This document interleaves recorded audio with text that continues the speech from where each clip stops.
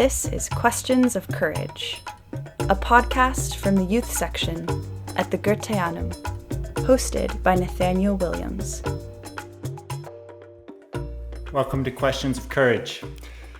Today I'd like to talk about meditation as inquiry, and particularly to try to introduce some ideas and practices of meditation that are at the core of the School for Spiritual Science that has its center at the Goetheanum. Immediately when we talk about meditation as inquiry or as a kind of mode of exploration, there's a whole host of questions that legitimately come up for us. And I'd like to try to talk about those today, and I'd like to talk about them, however, not just talking about the practices that make up the core of the work at the Goetheanum, but also to talk about one of the most significant and influential developments in meditation culture, at least in the United States over the last 50 years, where a lot of parallel discussions have developed, and however, with a lot more people involved. And that practice is related to Buddhism.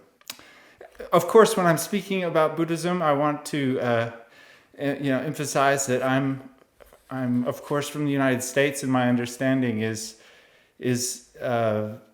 definitely shaped by that. And at the same time, it's interesting because the relationship between Buddhism and its kind of cultural context in Asia and the culture in the United States has been one of the most developed discussions as far as some of the spiritual interests that people have had over the last 50 years, people have been pursuing.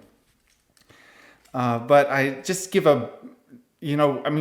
when I was a teenager, and I developed an interest in spirituality, and I was looking for people, and I was looking for texts where I had the feeling, here's someone who, from their practice, their firsthand experience, can speak about the connection between spirituality and life and the greater world. And like many people, perused New Age sections, religion sections, philosophy sections.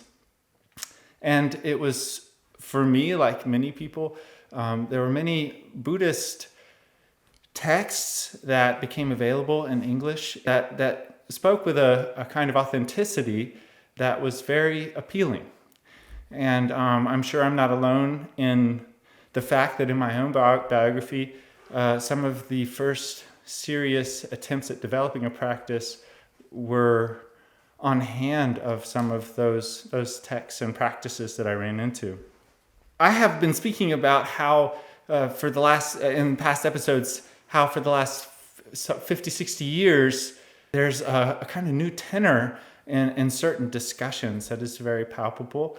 And I spoke about Marshall Sahlins and kind of some of the dramatic turns in cultural anthropology where there's a deeper willingness to explore, not to write off the spiritual practice and interpretations of different peoples. And it's interesting to note that, when Buddhism first started becoming more widely known in the United States, one of the reasons for that had to do with the invasion of Tibet from China, by China. And a huge migration that took place, not only to the United States, but all over the world. And many Tibetan teachers had to flee and did flee and become teachers in the United States. Of course, the Dalai Lama is a very well-known individual, and we'll come back to some of his work in a moment. But another stream of Buddhism that made its way to the United States was Zen Buddhism, a variety of Buddhism under that name that developed in Japan. And there's Shunryu, which I'm not sure if I'm pronouncing his name right, Suzuki, reported that he came to San Francisco at the end of the 50s, California, at first just to visit and to share from he was a respected teacher in Japan.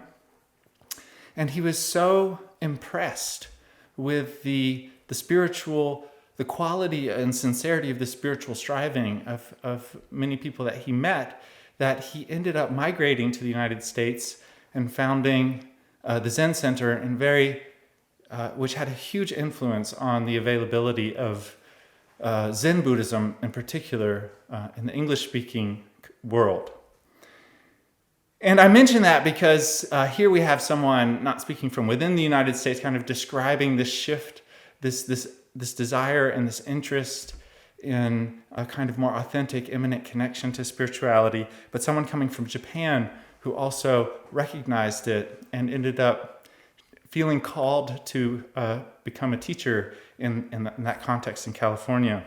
Now, the Dalai Lama and a figure by the name of Francisco Varela also, through their kind of collaboration, ended up having a very large influence on kind of the availability of understanding of Tibetan Buddhism, in particular in the United States.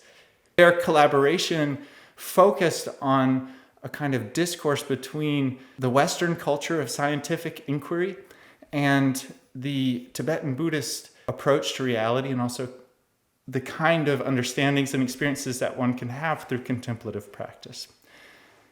And eventually, this became well known as the Mind and Life Institute, that brought together scientists, scholars, and contemplatives for discourse.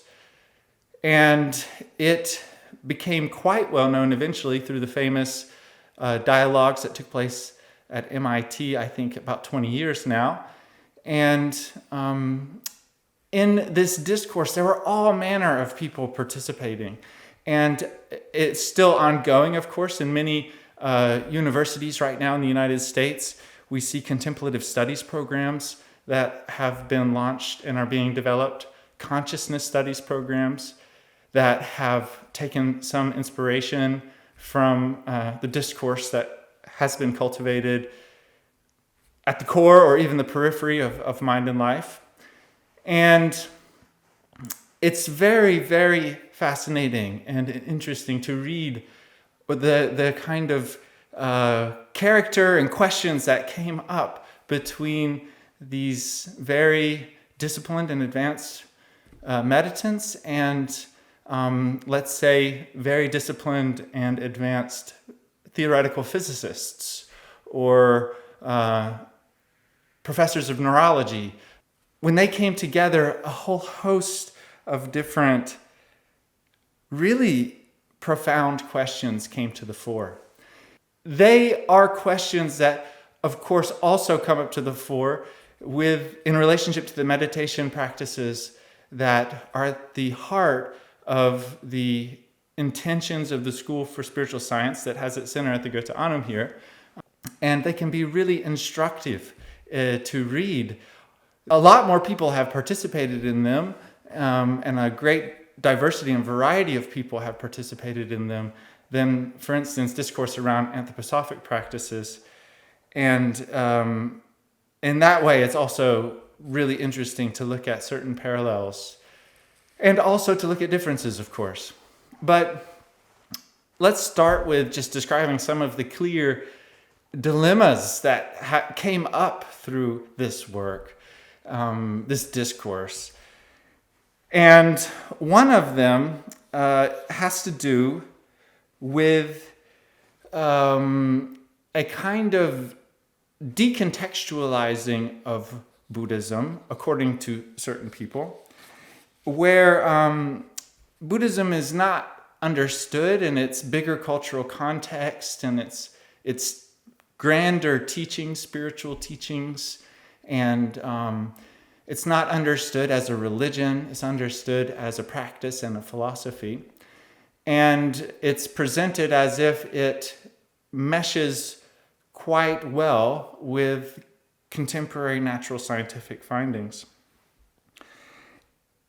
Evan Thompson, who was very involved in the discussions, also through his family when he was a boy, had close proximity to these discussions, and went on to become a phenomenological researcher and philosopher, and to write a book, for instance, Waking, Dreaming, Being, that details some of the results of these discourses and his own research.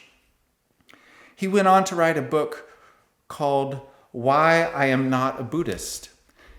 And in this, he develops a particular critique, which is kind of highlights what's at stake in some of these discussions.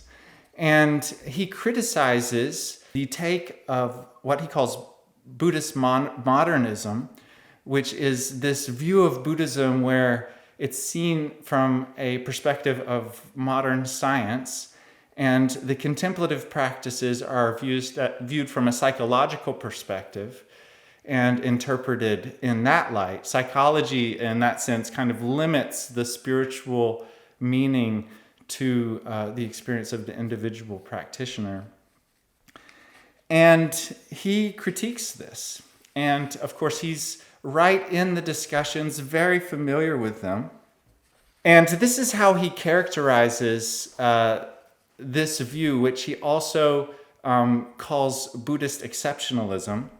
There's a popular idea that Buddhism is inherently rational and scientific. People say that Buddhism isn't so much a religion as it is a philosophy or way of life. Some scientists have described it as, quote, the most science-friendly religion, end quote. It dispenses with the concept of God. It upholds direct observation, understand things in terms of cause and effect, maintains that everything constantly changes, and says that there is no essential self or soul. The religious parts of Buddhism are supposed to be extraneous and not too difficult to remove. Once you get rid of them, you can see that Buddhism at its core is really a psychology based on meditation. Buddhist meditation isn't like prayer or other kinds of religious contemplation or ritual. It's an applied mind science. These are the reasons people give for thinking that Buddhism isn't really a religion, or that if it is, it's different from and superior to other religions. So, in this book, the argument is very clearly put forward that criticizes the kind of popular notion that we often find underpinning our discussions about meditation and about mindfulness and contemplative practice, and when we call it Buddhism, and criticizing also the narrow interpretation that Buddhism is not a religion.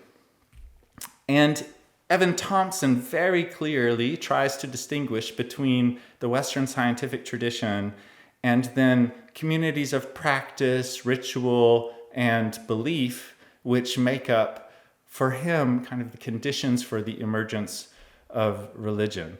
And that these two things need to be held apart and separated.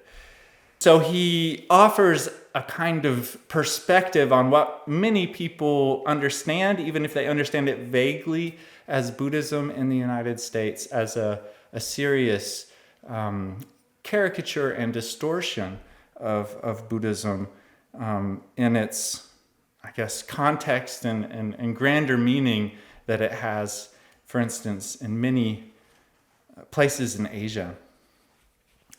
Now, this is one of the perspectives that, for instance, has come out of the discussions at the Mind and Life Institute. And however, it's interesting to notice that there are some other directions that have been developed by individuals who don't actually, their perspective doesn't quite fit into any of the descriptions that Evan Thompson offers. And one of these people is B. Alan Wallace. And he wrote a book called Choosing Reality, a contemplative view of physics and the mind. And in this book, he takes a different stance in some of the claims in the Buddhist meditation manuals about what is being experienced and what can be researched or understood through meditative practice.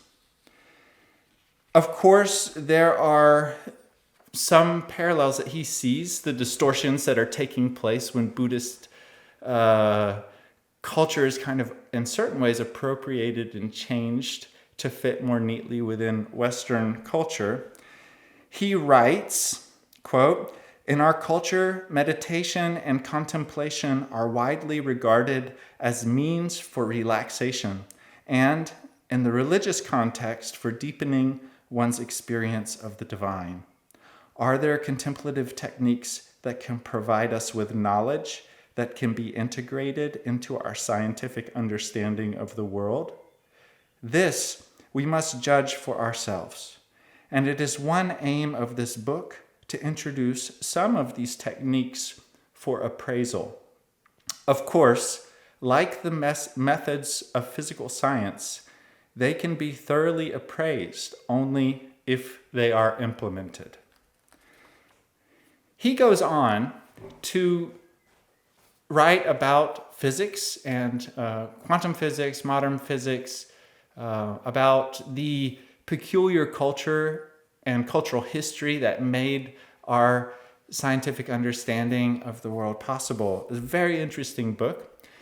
But he also presents, towards the end of the book, some of the claims that contemplatives in the East have made in their texts on meditative practice, where they have knowledge claims that suggest if you do certain meditations, then you will be able to understand and to perceive certain things which you usually can't. For instance, you can begin to perceive spiritual, or he uses the term mental impressions that are related to the world around you, whether they be people or events. He also relates how there are certain contemplative practices which are indicated, which would allow one to perceive the possibility of, or the past incarnations of oneself or others. He writes a number of claims like this, and he argues that what would be important would be to try these methods out, to be open to the possibility that meditation could be a path of inquiry, a path of research, and not simply to interpret it within the Western paradigm of science and religion. And there is another figure I want to mention who was right in the middle of the Mind and Life discourses, whose name is Arthur Zajonc. He wrote a book on meditation as contemplative inquiry. And he is a physicist and author and contemplative, and was also the general secretary of the Anthroposophical Society in America for a time. And in his book, he introduces and also tries to look at parallels between some of the contemplative practices that have been kind of situated at the core of the work of School for Spiritual Science with some of the Buddhist practices that he became intimately familiar with through his participation in the Mind and Life discourse. So, with that, I'd like to, characterize this seeking that I've been describing that has been more and more pronounced, or a pronounced part of the last 60 years of English-speaking culture in the United States, and how certain issues come up in a discussion around meditation when the questions are phrased such that one would like to have an open mind to the possibility that meditation could lead to knowledge or to a capacity of inquiry, to understand something in the world that one couldn't understand through natural scientific methods. Or in the words of Alan Wallace, are there contemplative techniques that can provide us with knowledge that can be integrated into our scientific understanding of the world? This is a kind of contemplative realism, a belief that there are spiritual dimensions to life, and that it is potentially possible, it's possible to develop a knowing relationship to them, not only one based on revelation and faith. Here I'd like to introduce something called imaginative contemplative practice. It's one of the practices at the core of the intentions and ambitions for inquiry that the School for Spiritual Science is focused on.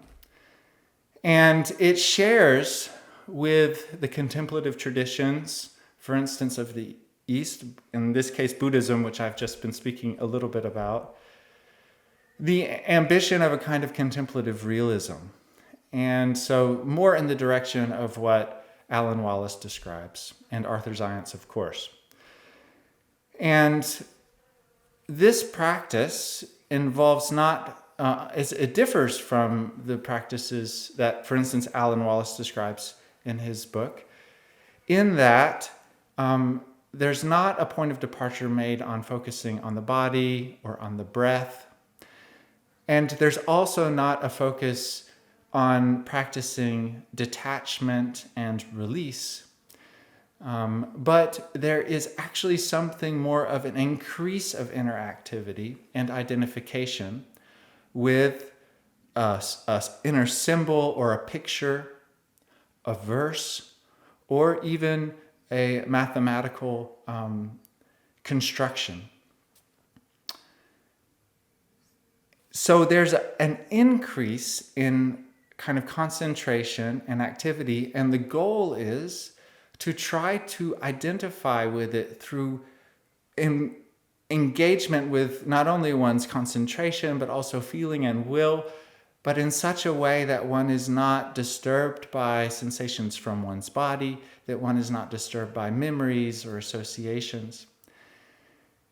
And through a discipline and a repeated practice of this technique, there is a kind of development of a capacity to have experiences and perceptions which are certainly comparable to some of the things Alan Wallace indicates as being described in meditation texts from the East.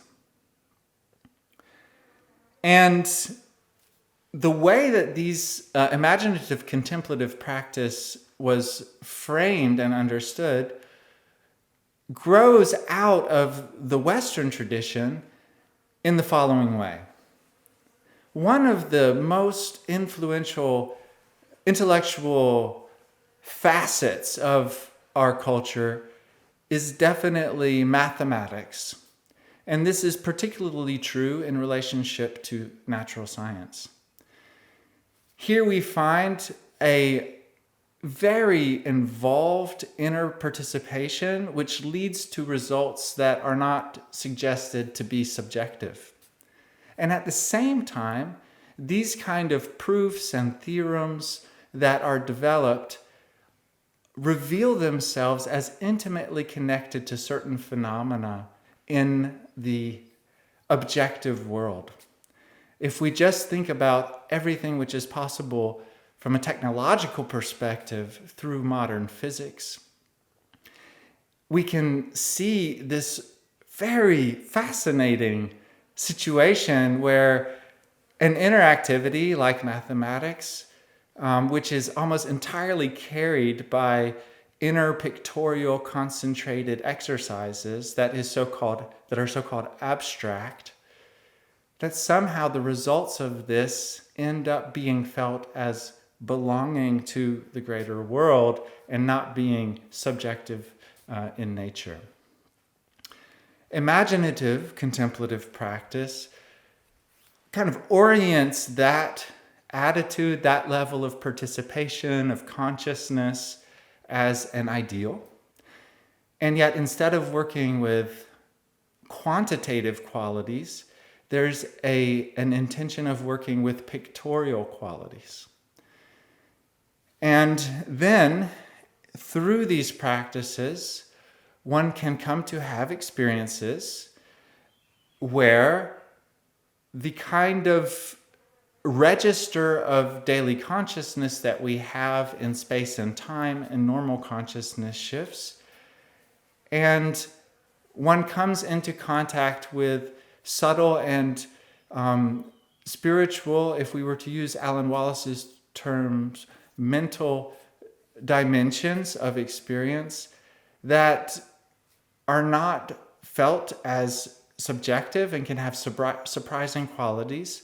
And not only that, but they have an unbelievable individual life of their own and expressive capacity. The kind of spatial experience of inside and outside, of being near or far away, are kind of subdued and retreat to some extent, and one finds a register of experience where one's own inside is experienced at the same time as an outside, and what one perceives as outside is experienced as very, very intimately connected with what one would usually experience as oneself.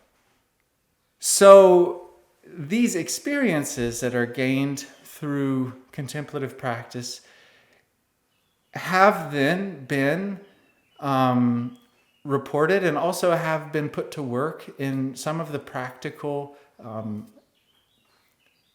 applications of anthroposophy, for instance, in the Waldorf School movement and the biodynamic agricultural movement. Now, I just want to say that in describing this, I am referring to, I'm keeping in mind the conversations, but also approaches that I've made in my own practice, and I do not want to present anything as a claim with some kind of absolute validity now or in the future.